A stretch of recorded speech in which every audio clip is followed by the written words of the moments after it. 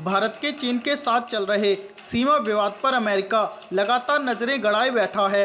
अमेरिकी राष्ट्रपति Donald Trump इस मामले में भारत के पक्ष में बयान दे रहे हैं और मध्यस्थता का ऑफर भी दे चुके हैं, जिसे दोनों देशों ने ठुकरा दिया है। ट्रंप ने जहां चीन को भारत को ना उकसाने के लिए आगाह किया, वहीं ताकत ना दिखाकर कूटनीति से काम लेने की सलाह दी है। वहीं भारत को चीन की हरकतों की जानकारी देकर भारत को अलर्ट भी किया है। अमेरिका ने चीन की साजिश को लेकर भारत के साथ खुफिया जानकारी साझा की है।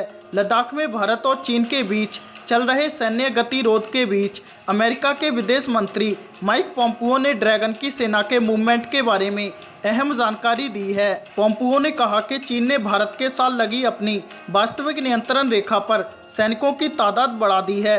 पोम्पियो ने कहा कि चीन का अधिकारवादी नेतृत्व इस तरह के कदम उठाता रहा है।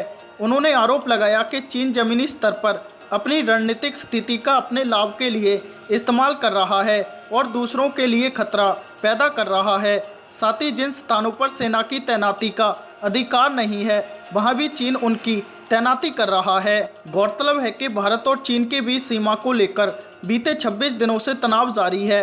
कई दौर की बातचीत के बाद भी चीन के रवैये में बदलाव नहीं आ रहा है। लिहाजा भारत ने मौजूदा हालात को देखते हुए कश्मीर से सेना और आईटीबीपी के जवानों को लद्दाख में एलएसी के पास तैनात किया है।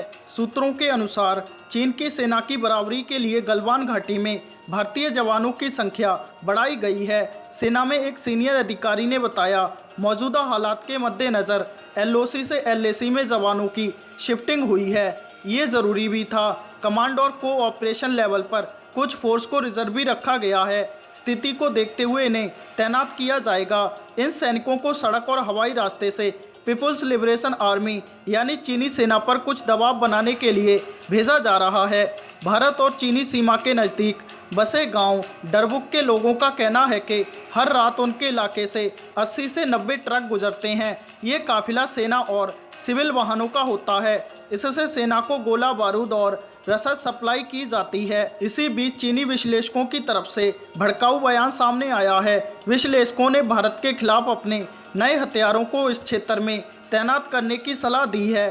साल 2017 में भारत के साथ डोकलाम गतिरोध के बाद चीनी सेना ने अपने शस्त्रागार में हथियारों का विस्तार किया है। उसने टाइप 15 टैंक, Z-20 हेलीकॉप्टर और GJ-2 ड्रोन का निर्माण किया है, जिनको अब लद्दाख में भारत के खिलाफ प्रयोग करने की वकालत की गई है। ये बात चीनी विश्लेषकों की तरफ से वहां के अखबार ग्लोबल टाइम्स में एक लेख के जरिए कही गई है।